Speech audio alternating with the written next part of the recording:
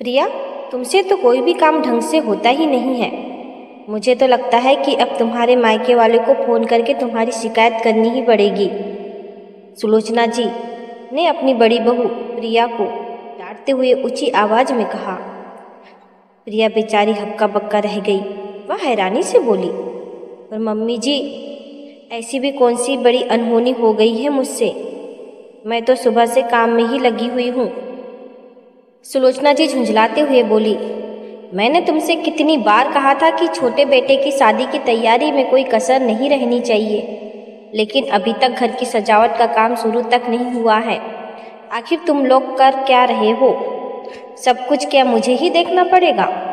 प्रिया ने संयम रखते हुए धीरे से जवाब दिया, मम्मी जी, मैंने डेकोरेशन वाले को कल ही फ़ोन कर दिया था।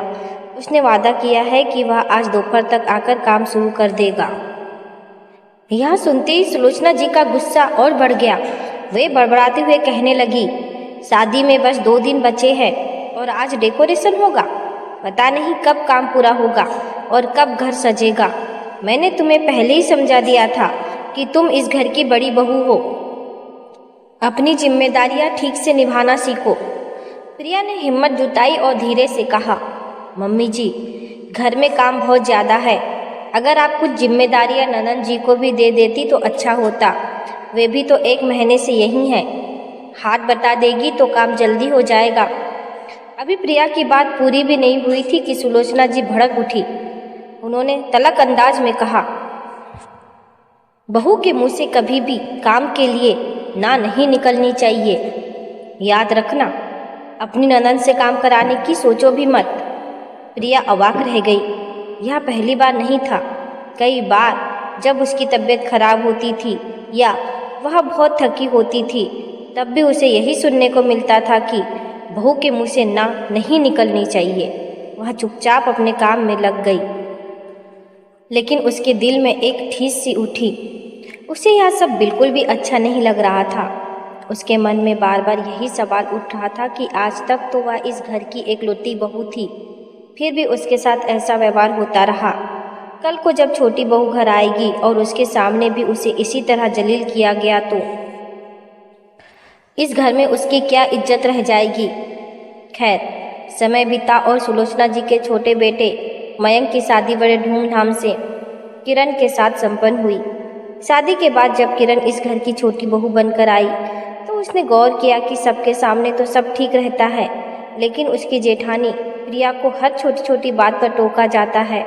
किरण अभी नई नई आई थी, इसीलिए उससे कोई काम नहीं करवाया जा रहा था, लेकिन प्रिया के साथ होता यह रूखा व्यवहार देखकर उसे अंदर ही अंदर बहुत दुख होता था।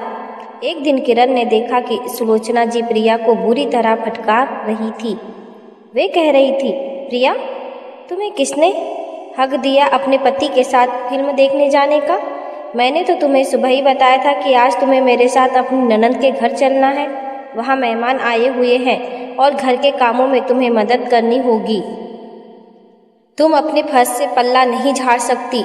क्या मैंने तुम्हें सिखाया नहीं कि एक आदर्श बहू कभी ना नहीं बोलती? प्रिया ने बहुत ही धीरे स्वर में कहा, मम्मी जी, तो क्या एक पत्नी हर बार अपने पति को मना कर दे? वे जब भी मेरे साथ कहीं बाहर जाने का प्लान बनाते हैं, आप इन वक्त पर कुछ न कुछ काम निकाल लेती हैं। हर बार मुझे उन्हें दुखी करना पड़ता है। सुलोचना जी चिल्लाकर बोली, मेरे सामने जुबान चलाने की ज़रूरत नहीं है। तुम्हें देखकर ये छोटी बहू क्या सीखेगी? जाओ और तैयारी करो।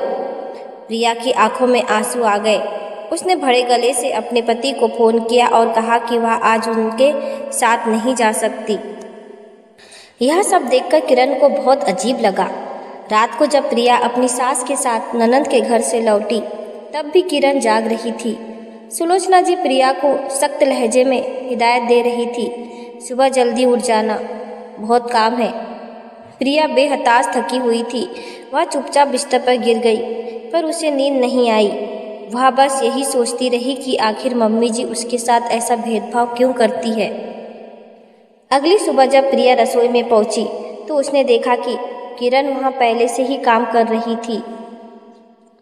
प्रिया भी उसकी मदद करने लगी। तभी किरण ने धीरे से पूछा, दीदी, आखिर मम्मी जी आपके साथ ऐसा व्यवहार क्यों करती है?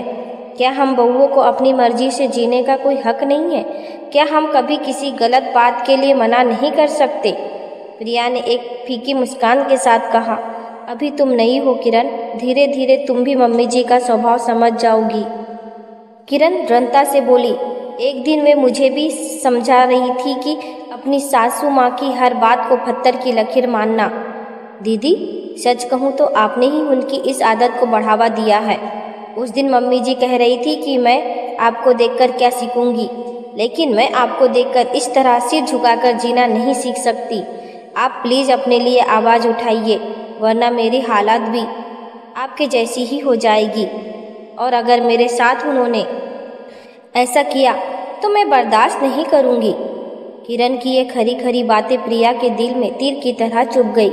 वह पढ़ी लिखी और समझदार थी, फिर भी सिर्फ रिश्तों के लिहाज में वह कभी अपने लिए खड़ी नहीं हो पाई। उस दिन पहली बार उसे अपनी चुप्पी पर शर्मिंदगी महसूस हुई। कुछ दिनों बाद घर में कुछ खास मेहमान आए हुए थे। प्रिया और किरण दोनों मिलकर रसोई संभाल रही थी, लेकिन शाम होते होते मेहमानों की संख्या बढ़ गई और काम का बोझ भी। सुबह से ही प्रिया की तबीयत कुछ ठीक नहीं थी और अब उसे हल्का बुखार महसूस होने लगा था। उसने हिम्मत जुटाई और अपनी सास के पास जाकर कहा, मम्मी जी, मेहमान ज़्यादा है और मेरी तबीयत ठीक नहीं लग रही है। आप आज के लिए किसी खाना बनाने वाले को बुला लीजिए। यह सुनते ही सुलोचना जी का चेहरा गुस्से से तन गया। वे बोली, घर में दो दो जवान बहुएं होते हुए भी बाहर से कोई आएगा? ये नहीं हो सकता। खाना तो तुम्हें ही बनाना पड़ेगा। और एक बात कान खुलकर सुन लो प्रिया, बहू को कभी इनकार नहीं करना चाहिए। इस बार प्रिया ने चुप रहने के बजाय खुद को संभाला और बहुत ही मजबूती से कहा, मम्मी जी, बहू होने का मतलब यह कतई नहीं है कि मैं अपनी सेहत को दांव पर लगा दूं। मैं सुबह से ही काम कर रही हूँ और मेरी तबीयत सच में बहुत खराब है।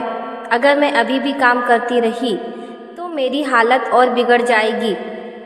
उनकी यह बहस सुनकर घर के हाल में सन्नाटा छा गया। सुलोचना जी को यकीन नहीं हुआ कि प्रिया ने उन्हें जवाब दिया है। वे गुस्से में बोली, बहू, तुम अपने फर्ज से पीछे नहीं हट सकती। मेहमानों के सामने एक क्या ड्रामा लगा रखा है तुमने। प्रिया अब बिल्कुल नहीं डरी। उसने साफ शब्दों में कहा, जब मेरी देह साथ नहीं दे रही तो मैं इतने सारे लोगों का खाना नहीं बना पाऊंगी। घर में छोटी बहू भी है, आप उससे पूछ लीजिए। मैं तो अब आराम करने जा रही हूँ।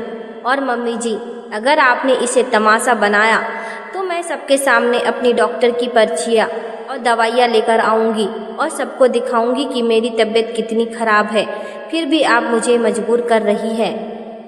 तब लोग आपको एक अत्याचारी सासी समझेंगे। अब आप खुद तय कर लीजिए कि आपको क्या करना है।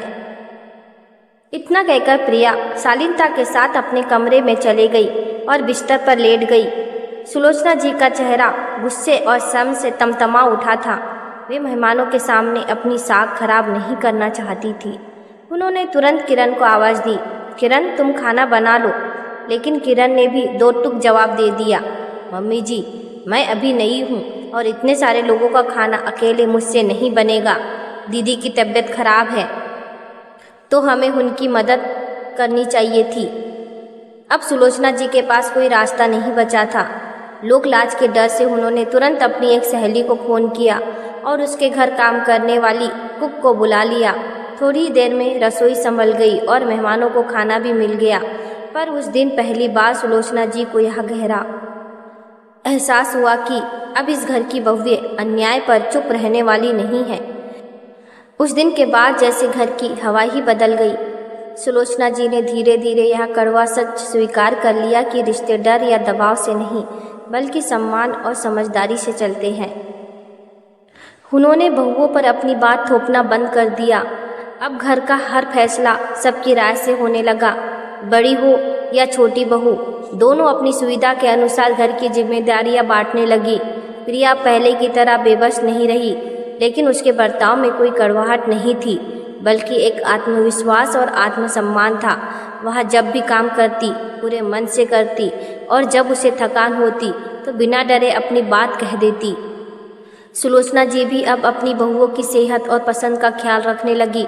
उन्हें समझ आ गया कि घर तभी खुशहाल रहता है जब हर सदस्य को उसकी जगह और इज्जत मिले।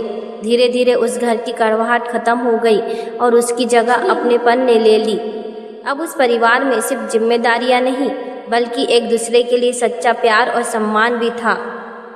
दोस्तों, हमें इस कहानी से यह सीख मिलती है कि अपनी सही बात के लिए आवाज़ उठाना गलत नहीं है। घर में शांति तभी बनी रहती है जब सास और बहू दोनों एक दूसरे की सीमाओं और स्वास्थ्य का सम्मान करें। दोस्तों, अगर आपको यह कहानी पसंद आई हो तो कमेंट में हमें ज़रूर बताइए और ऐसे ही और प्रेरणादायक कहानी के लिए हमारे चैनल अनमोल प्यारी कहानी जंक्शन को सब्सक्राइब करें। धन्यवाद।